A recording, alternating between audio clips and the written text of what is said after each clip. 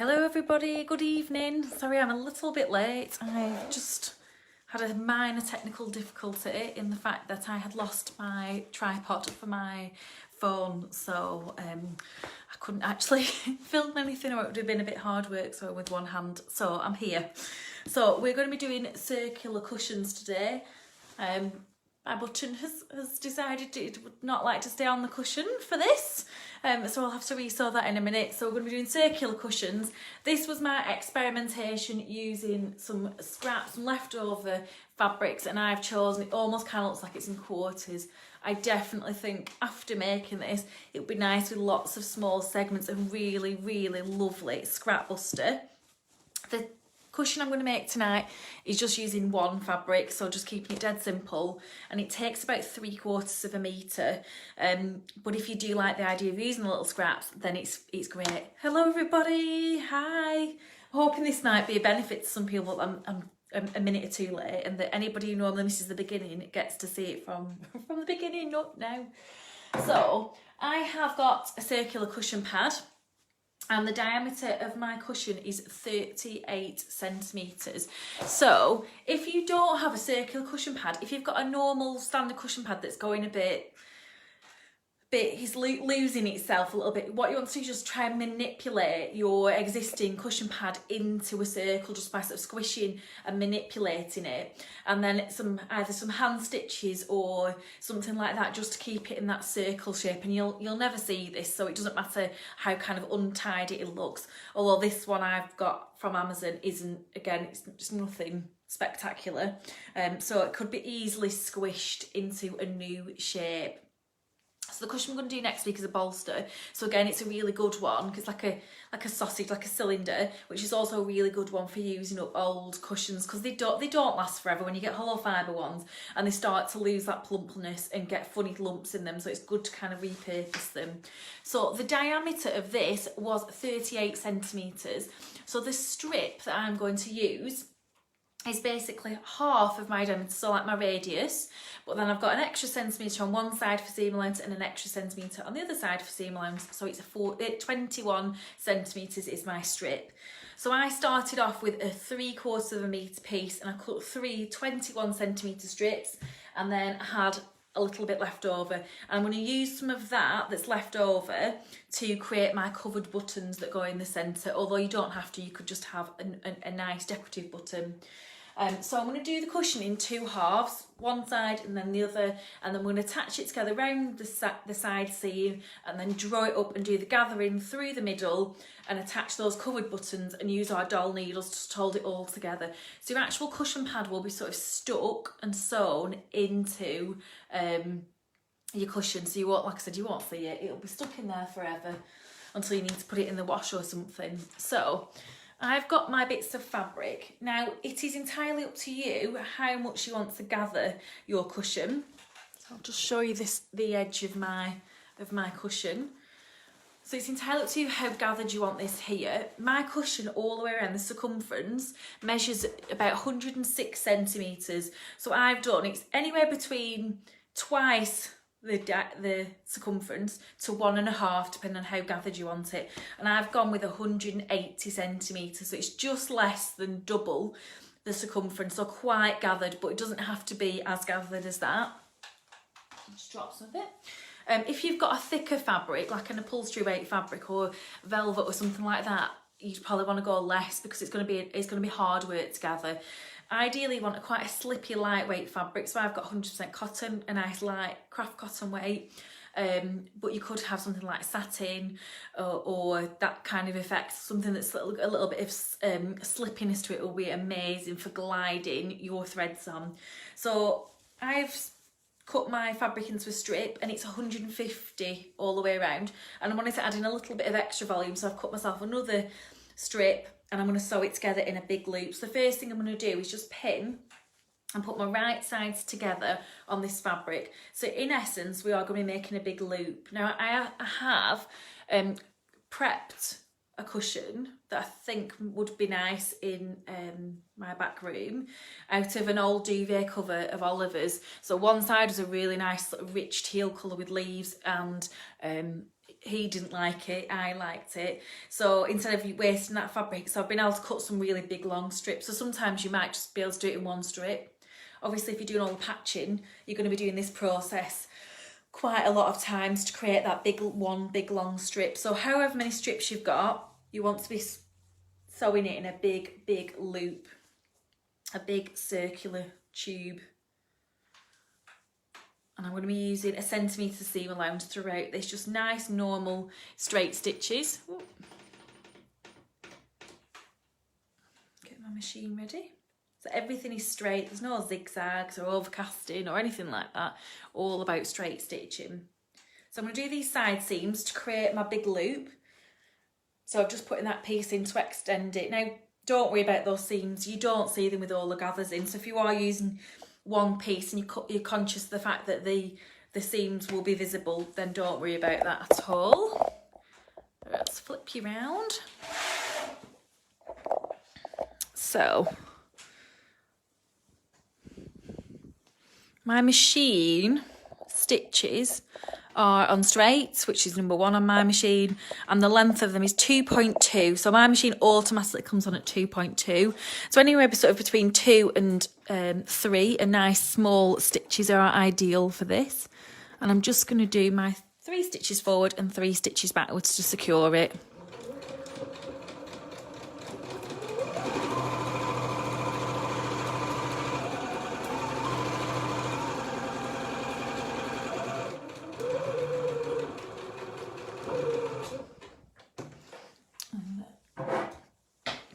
Cut that off, and then again with the other seam I've got. So if you just had one big long strip, then you could just do this, you'd just be doing that once, you'd just be joining the 2 edges up together. I've just obviously got my little extension piece in there.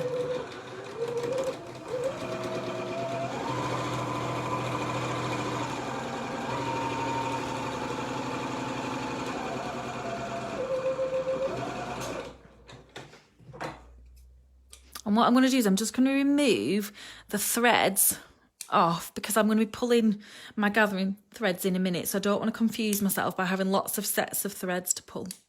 It's a little bit frayed, this fabric, so it's not ideal, but it'll be fine. So what I'm going to do first is I'm going to do machine gathering all the way around the outer perimeter. So it's easier to do this if you've not got a directional print. It doesn't matter too much, I don't think, with the bunnies. I'm not going to be too precious with it. So I'm going to do the outside edge. And what I'm going to do is I'm going to start at one of my seams. Ooh, wobbling it, sorry. So I'm just going to put that there again on my centimetre seam allowance line. Now, before I start sewing this, to create a gathering stitch, I want to lengthen that stitch. I want to make the stitch as long as my machine will possibly go. So that is this. So I'm still on my straight stitch, but I'm just making that length as long as it possibly will go, so that the fabric will slide easily, I hope, through the fabric.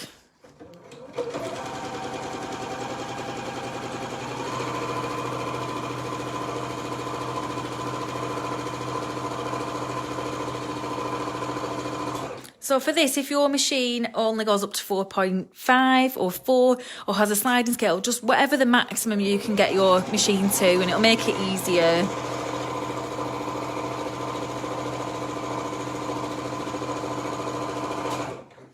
And just keep rolling round until I get back almost to the beginning.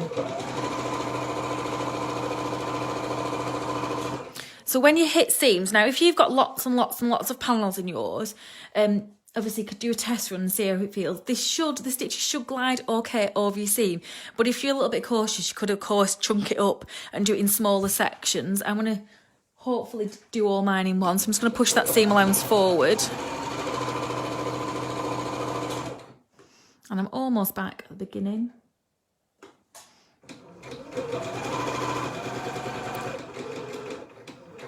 I'm going to stop on the other side of my seam, and I'm going to make sure I don't stitch over my existing stitches, because then I'm going to risk knotting them. So pull those, and I'm going to get nice long threads. So what I'm going to do is just turn my machine off. What it does for me is resets the stitching size.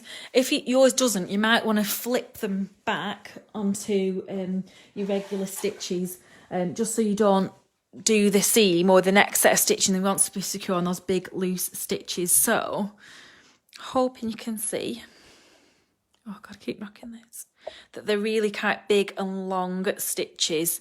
So I'm going to find my end. So this is the bit that takes a little bit of time. So this is a bit where I'm probably going to have to waffle a bit. So I'm going to apologise for that already. So basically I'm going to start from one end and kind of work towards the middle, and then I'm going to start at the other end and work towards the middle. So you've got two threads, your top thread and your bottom thread. It doesn't matter which one you pull, but you only want to pull one of them. If you pull both, nothing's going to happen basically. So what I'm doing is I'm holding this thread and I am pulling it, but what really I'm doing is I'm trying to get this fabric to glide along the thread and sort of slide, and it's starting to bunch up. So rather than create a big bunch and then try and nudge it on, I'm just doing a little bit and I'm just kind of trying to smooth it towards that kind of halfway point. And I haven't measured that particularly. I'm just gauging it. I'm just doing it by eye. I'm just smoothing it all the way along. And it kind of looks like you're undoing it and you're not really achieving much, but you'll get there. And what you really don't want is any little knots along the way to stop you in your tracks.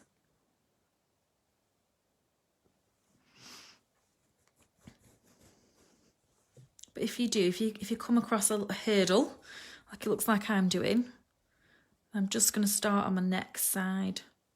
Don't want to push it too much because I don't want to snap those threads. So I'm just going to leave that like it is there, and I'm just going to take my other set of thread on the other end and start working from that side. So you'll need to now cross your fingers and hope there's no knots anywhere down here and my thread doesn't snap.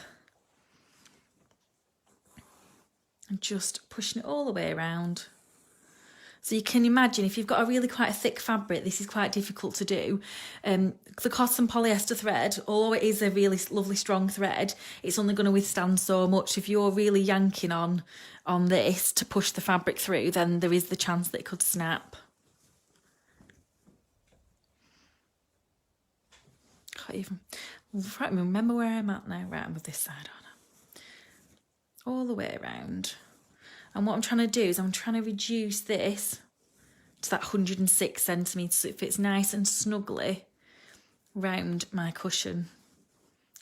And I'm kind of trying to aim for the gathering to be as evenly as possible, but I'm not worried too much. I'm more just trying to reduce that size. So I'll give it a little, oh no, I've got a bit more to go, I think there. I think that was a bit ambitious there.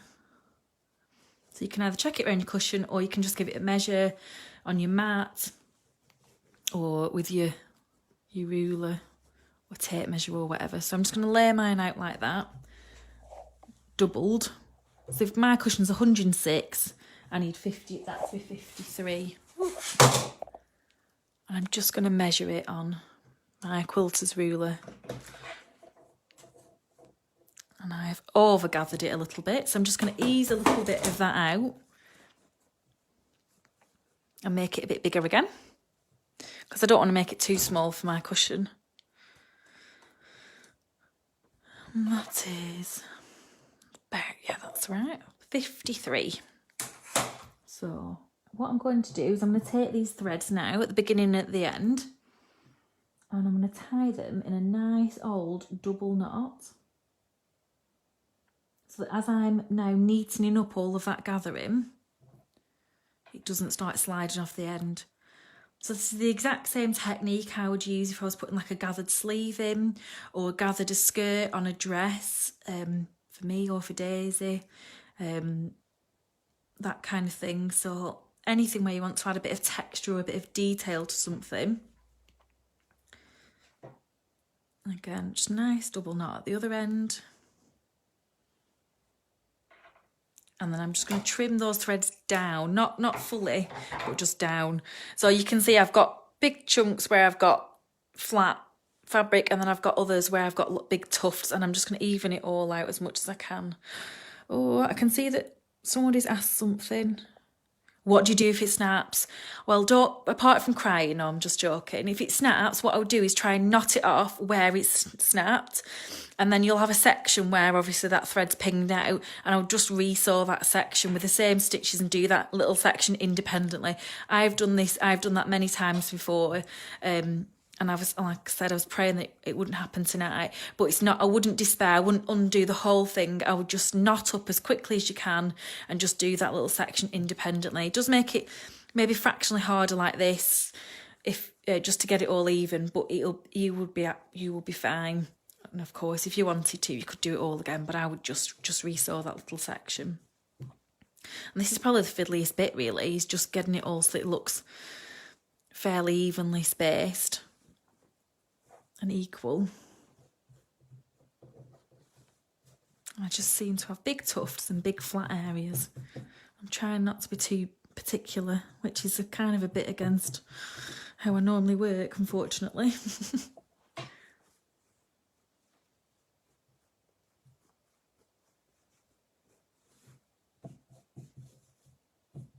Right, I'm going to have to be happy with that, I think. Right, so I get that to the right side, and in true Blue Peter style, I've already prepared one. So I've done my gathering stitch on this edge, and what I'm going to do is I'm going to put the right sides together, so it kind of looks like a skirt, doesn't it? So I'm just going to pin, doesn't matter where because they're both the same size. At one side, and then slip it in like this. So I've got the right sides together on my outer edge, on my gathered edge. I tuck that in there. And just, I'm chucking pins everywhere now, like that. And I'm going to start to match up these edges. Yikes, I'm just chucking pins everywhere. Like that. Now, normally what I would suggest is just going absolutely pin crazy. When you do gathering, you want as many pins as you can. That's probably not going to be something I'm going to be able to do tonight without at risk of boring the pants off you all. Just watching me put like 1,000 pins in. But the more pins you've got, the more you can sort of control the fabric. Oh my God, I really am throwing pins everywhere.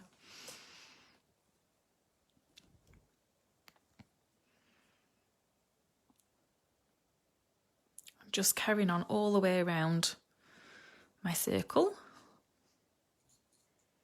I'll try and peep if we've got any more questions coming in.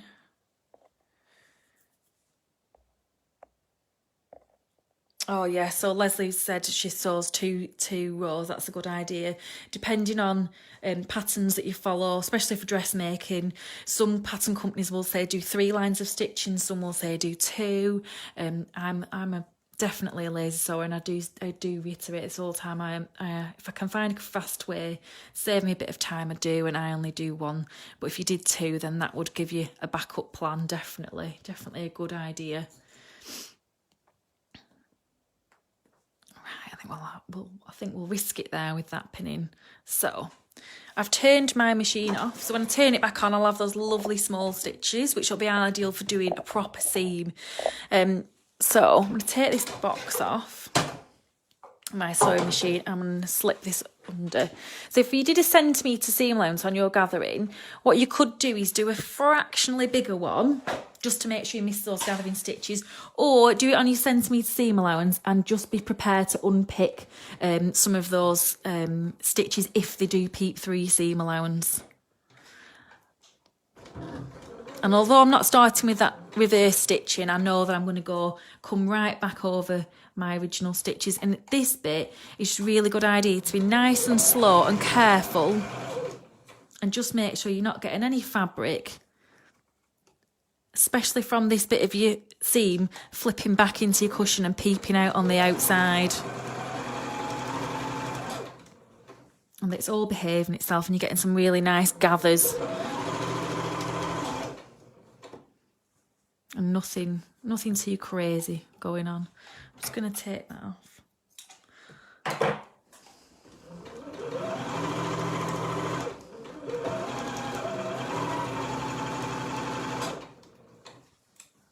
keep rolling that round. So it is like a bit of a wrestle.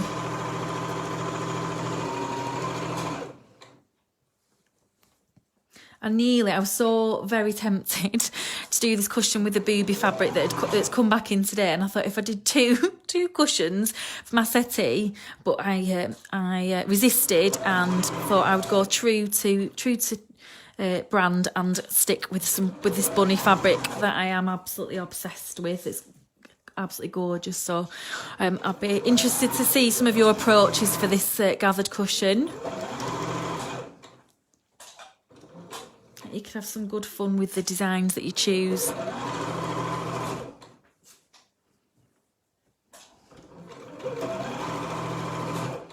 Just all the time, just readjusting that fabric, especially under here, because that's the bit you don't want. It's kind of, you're losing control because you can't see it. So I'm just trying to make sure it's behaving itself.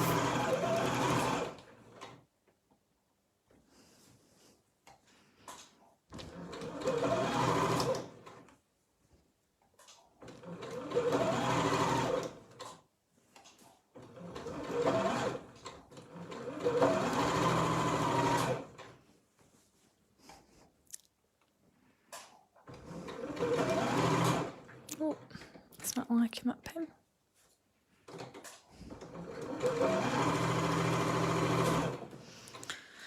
I think, we are nearly back at the beginning. It feels like forever, does this metre feels like the longest metre ever.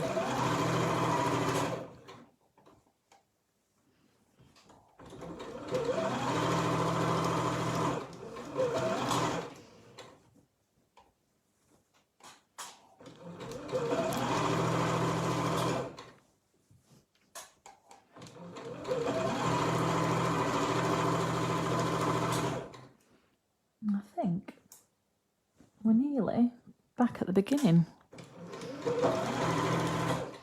So I'm just going to do my 3 stitches reverse, 3 stitches back end, so it's all nice and secure, and cut those threads. That's my machine work done. I'm just going to zip these pins out, of which there is millions, and just turn it the right way out. And now we're going to start our hand gathering. And I'll kind of explain why I think it's better to do machine gathering sometimes and why I think it's better to do hand gathering. So I'm going to turn that the right way out. That's my hand sewing needle.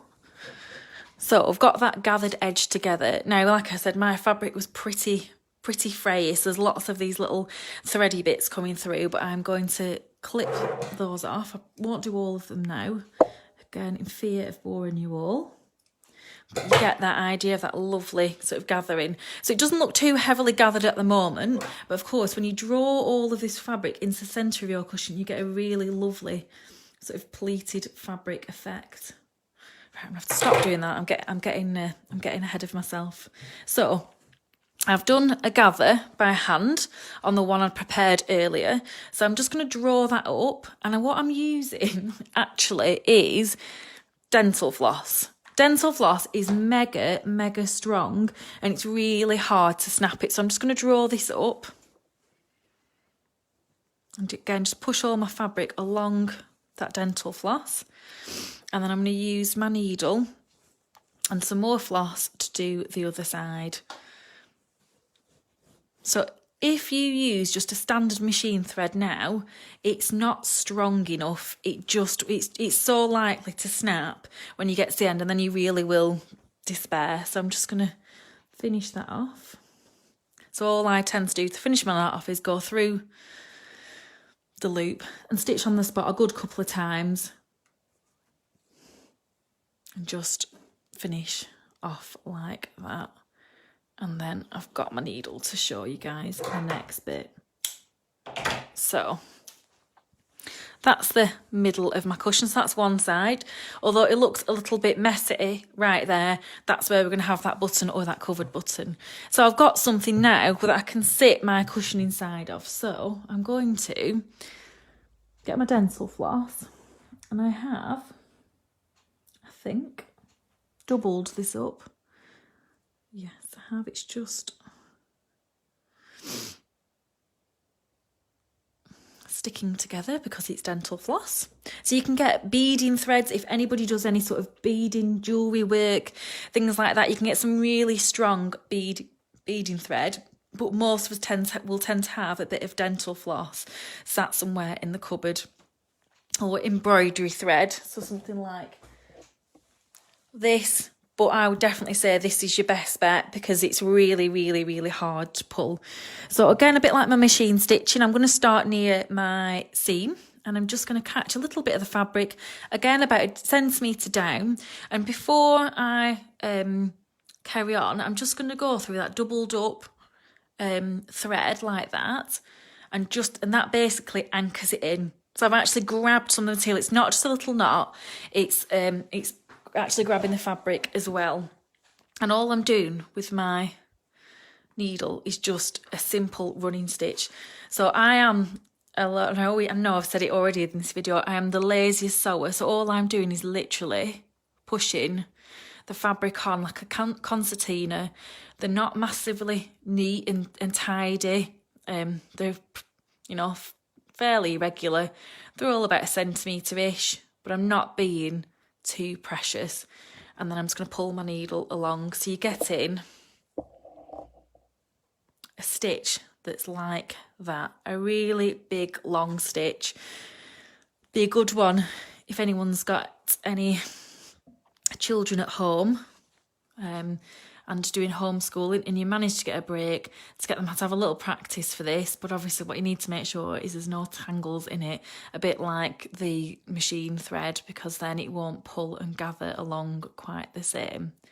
So I'm just going to keep on going all the way around, and it does, even though it's nearly 2 meters, it does sew up fairly fast. And again, I'll try and keep my eyes on some questions. He's at Pat's saying great to put the dental floss. It's such, honestly, I can't remember where this came from, but I've always said this.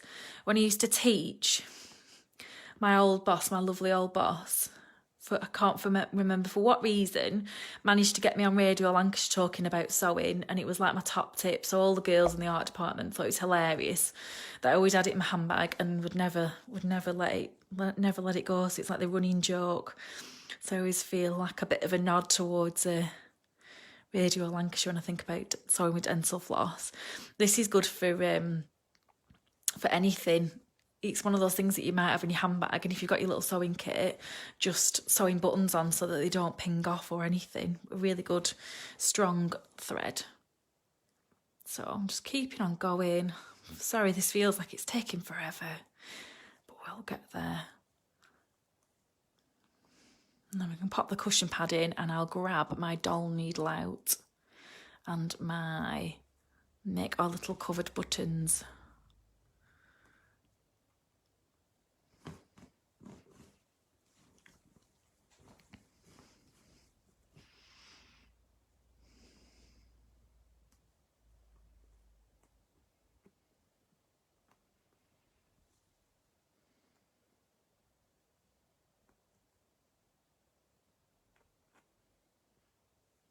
Diane's just asked about wax dental floss. I'm not sure what I've got, but it's definitely got that sort of waxy coating on. I'm going to guess that was just cheap as chips, probably from Aldi or somewhere like that. So I've got my cushion cover now. I'm just going to keep that. I probably cut my dental floss a little bit short, although I'm going to be cutting it in a minute. Definitely would have made it easier if it was a bit longer at this stage. I'm just going to pop it in there. And I want the seams to sit right around the side of my cushion. Like that. Oh, lost a bit of fabric.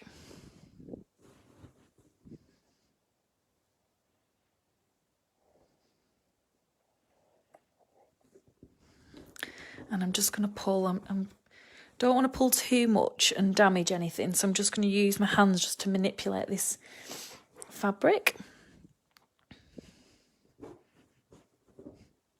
And again, a bit like the machine stitching, I'm going to guide my fabric along. like that. So that's how it's looking at the moment.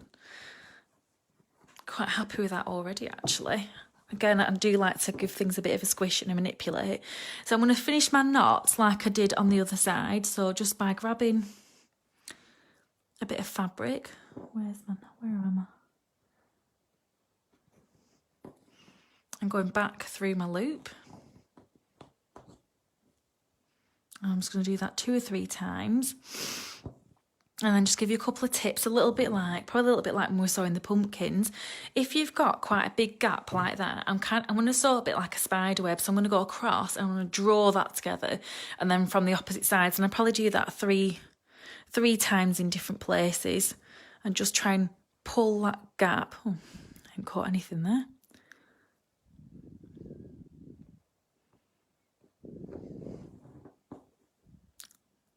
Draw that together. And then go across the circle and just kind of draw it all up like that. So you're just reducing the size of that gap in the middle. Although, like I said, a nice big button is ideal. But if you've not got a huge one and you're worrying a bit, just by doing that, we'll just make that even smaller and even neater.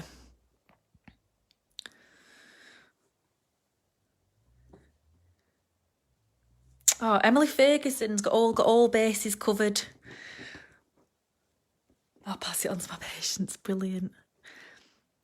Can't wait to see what fabric you do this in, because I stole your butterfly fabric combination the other week. So I like to see what you'll do this in. Bit of a style stealer, I think, of Emily's. Right, so I've got the cushion. Needs a bit of a squish and a manipulate, but I think it's looking quite nice already. So I've got a little mixed selection of buttons. So I've got quite a big one to go in the middle, and then, so the black actually probably would work quite nice. I'll show you it's a little covered button, and I think I might go, I don't know what to do, I might go with that. I can always have a play around. So I've got my little bit of scrap fabric, and I need my air erasable pen. And all I'm going to do is I'm going to go around my button. Now, the bigger the button, the probably more overhang you will need. I'm going to go around my button, and probably for this one, I'll just draw it into the middle, probably want a good 2 centimetres all the way around. So you can do it with a ruler, or you can be a bit like me and be lazy and just do it by eye. So I'm just going to go around mine, adding roughly a couple of centimetres all the way around. Like that.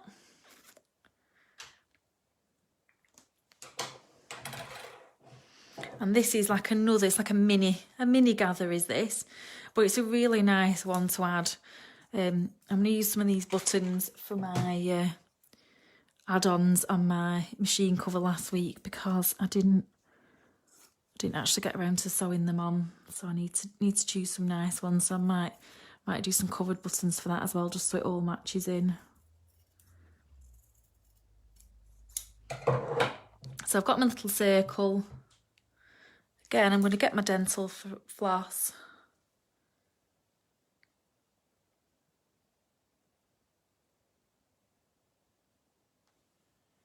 Right, there we go. That's the floss we're using. It's probably terrible for teeth, but great for sewing.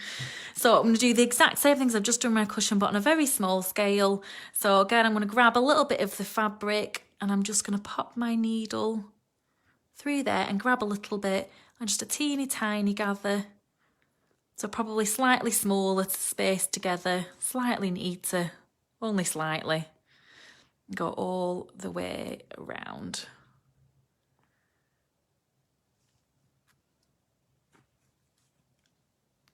Again, so it looks a little bit like a shower cap, tiny.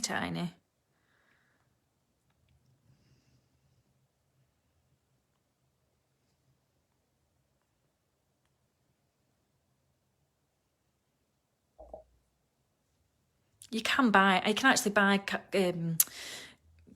covered button kits, but they don't always tend to be so huge. And then just sit your button inside and draw it up. So that's the back. And then on the front, maybe black's not the best idea for covered buttons because of my colour of my fabric, but I kind of feel like I get away with it a little bit. And I'm going to finish it off in exactly the same way, just grabbing a bit of the fabric and then I'll stitch on the spot. Just go from one side to the other just to draw it all up. And then through there, like that. And I'll just repeat that again just to secure it with another little knot by grabbing some of my fabric. Going through that loop. So I've got my covered button. So doll needle this time. Big, nice, big needle. Never used it for dolls, but use it all the time. And again, I'm going to get another bit of floss, more than probably what I need, but easy to have more than not quite enough.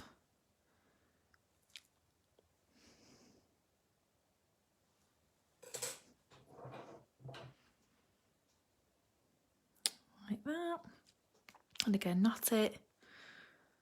So I'm going to sew one button on, and then when I finish the tutorial, I'm going to do another one. So, got my cushion. I'm going to take my needle and pop it through here. Again, just secure that on with a good old knot, and I'm going to go through the centre of my cushion right the way to the other centre, and I'm going to pull that nice and tight. So the idea is, crikey, is that you want to kind of suck that in, you want to pull it quite tight to draw it into the centre and really hold all of those gathers in and cover up all of them here. So this is a bit where you feel like you could have 4 hands, you probably need like hubby, just holding it down, holding the pressure. So I'm going to grab a little bit of the fabric here and just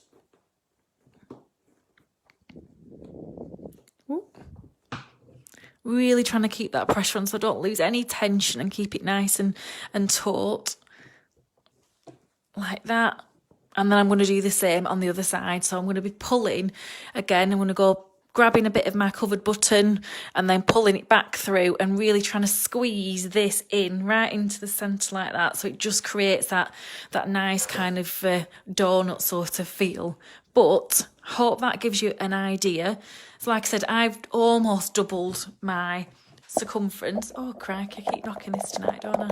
The circumference of my circle in fabric, but I would love to see everyone's interpretations of that, especially lots of panelling and patchworks and things like that. So I hope it just gives you an idea of how to gather on your machine and by hand, and just even the tiniest little bits of gathering just to make some really nice details like covered buttons.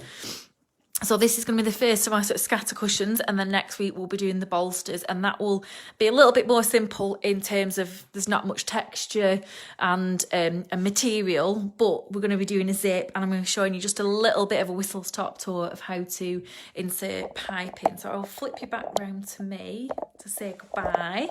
I'll try and be on time next week and try and we'll add to those cushions and make a lovely little collection. So I hope you all liked it. Please tag us on Instagram or share your pictures on the Facebook sharing groups. We loved it. It's so nice to see everyone's interpretations of it. And I will see you all next week. Thank you for watching.